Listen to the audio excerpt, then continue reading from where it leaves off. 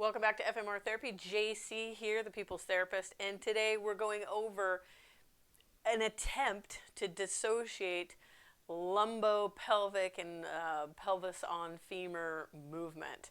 So the reason why we would want to do this is simply because when you go to move your leg, you're actually not just moving your leg on your pelvis, you're moving your low back also, right? So if I'm trying to go into hip flexion, I want to be able to just make my leg flex on my pelvis. I've got my pelvis bone here and it stays right where it's at and my leg moves.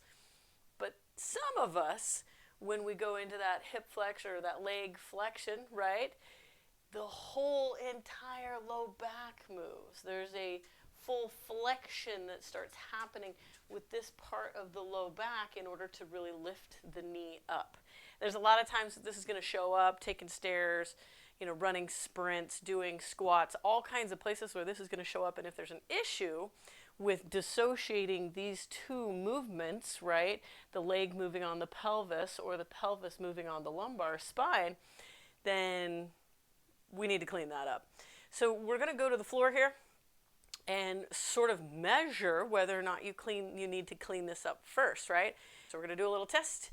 And then, of course, if you fail this test, you want to do the little movement to try to clean it up. All right, here we are on the ground. We're going to start your test.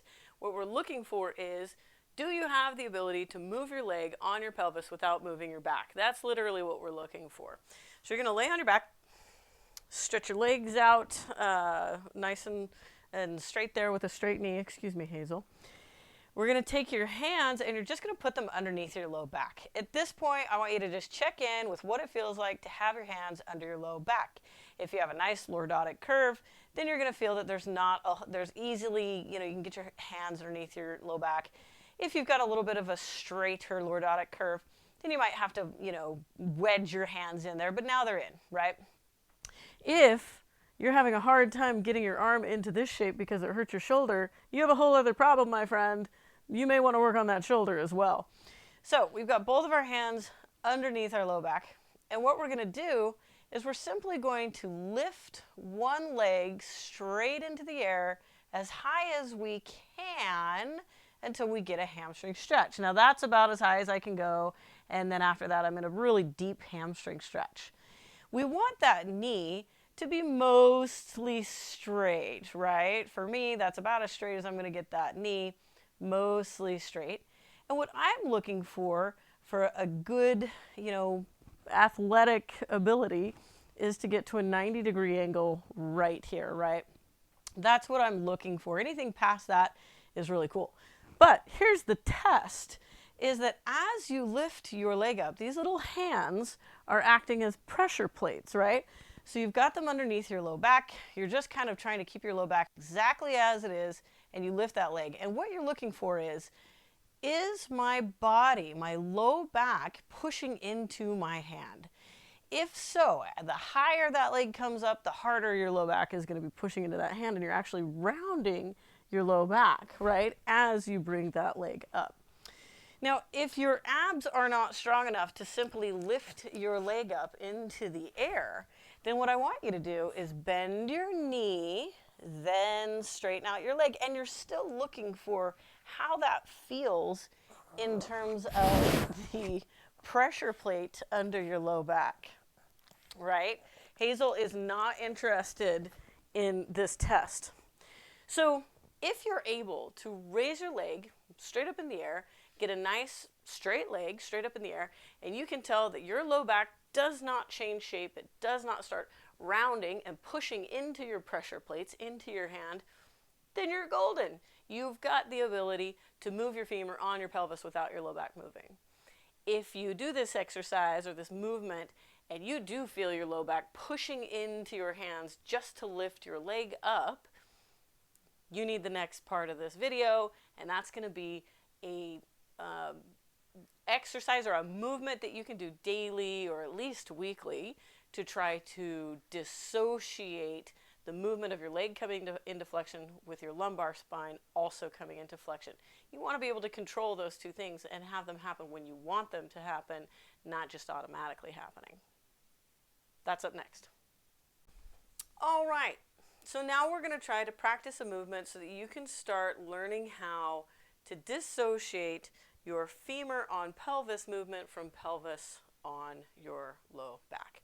So it's easiest to do this in a doorway, because we're not only are we going to get a movement and kind of a practice of a movement and really trying to control it, but also we're going to get a little bit of a stretch here. Those of you that have an issue with this, often you also need a bit of a hamstring stretchy poo. So sit somewhat close to a door. It's hard to know how far away you're going to need to sit, just because everybody's going to be a little bit different with what their leg can tolerate and what they can do with their back. So sit somewhere kind of close to a door, right? I'm going to, in a doorway, right, where you've got a wall and then an open doorway. I'm going to sit, I don't know, I'm probably about a foot with my bum. My foot's about my bum's about a foot away from the doorway here. And I'm just going to lay back onto my back. And again, I'm going to use my hands as pressure plates. Now, this time I've got my knees up, right? My feet are flat on the floor over there on the other side of the doorway. And I'm just going to push my hands under my back. Right here is where I want to start learning how to tilt my pelvis, right? So I've got a tilt where I'm going to try to bring my lumbar spine as far away from the floor as possible, and then a tilt where I'm going to try to push my lumbar spine into the floor. So I'm tilting, right? Really kind of feeling the floor with my sits bones, the bony part of my butt, my tailbone, and then I'm rocking back, and now I'm feeling the floor with my low back. So I'm just tilting back and forth, and really just figuring out what muscles do I need to engage in order to really tilt that pelvis back and forth, right? So this is kind of pushing up onto my tailbone and then scooping and pushing my low back into the ground. So I'm just going to rock back and forth like that, right? And just feeling what that feels like with my little pressure plates, my little hands underneath my back to feel where that's at. And at some point, I want to just get what we would call neutral, right? Where I am not really pushing up onto my tailbone and pulling my lumbar spine off the ground, but I'm also not pushing my low back into the ground. I'm just nice and relaxed. At that point, I just want to kind of stiffen my belly, right? That's the best way to say it, is just really stiffen your belly, maybe the way you would if somebody was going to punch you from the side. Just brace your belly here. Then I'm going to take one leg, and as I move this leg, I'm really trying to fight any movement, any of that pelvis movement that I was just doing. I'm just staying really stiff in my core, bracing right there, and trying not to move as I bring this leg up. I'm going to find the wall with that foot, and then I'm just going to start extending into what could be a hamstring stretch. And all the while, I don't want any change on my pressure plates on my hands here, right? So then, once I get to that point, I'm going to take my leg off the wall, right? I'm still not letting my pressure hit my low back.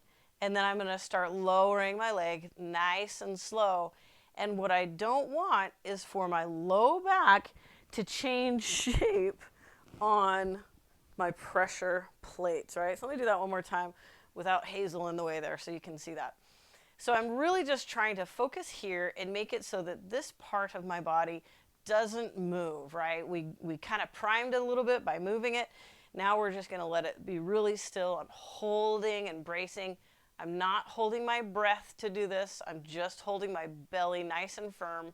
Straighten out that leg, get into a good hamstring stretch there, bring my leg off the wall and allow it to just lower nice and slow. And I'm really looking to not allow for any type of push into the floor or pull away from the floor as that leg lowers down. Really just focusing on those pressure plates and staying nice and stiff through here so that nothing changes. As you get better at this, then what you can do is scoot your butt closer to the wall, right? So if I get closer to this wall, then it's going to be much more challenging for me to go into that nice straight leg, bring that leg off the wall, and keep that nice steady brace without any change in my pelvis and in my lumbar, right? So really what we're talking about is that movement that we were doing, and then we're trying to not do that movement at all.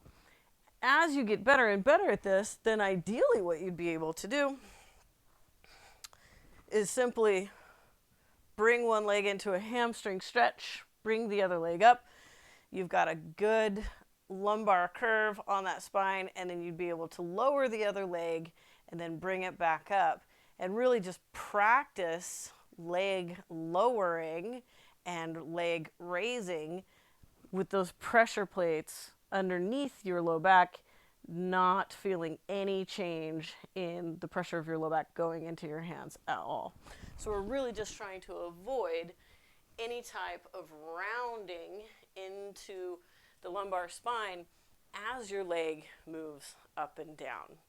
It's a hamstring stretch, and it's a lumbo-pelvic training tool that you can use all at the same time to really try to teach yourself how to move that leg without moving that back. And again, this matters when you're taking stairs, when you're getting in and out of a car, when you're doing squats, when you're doing lunges.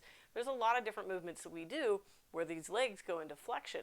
If that lumbar spine is always coming with us, then we have to dissociate the two in order to really have a good, healthy movement. I hope that helps. If you have any questions, you know where to find me, www.fmrtherapy.com. And hey, let me know in the comments what you want to see next. Thanks for sticking around, you guys.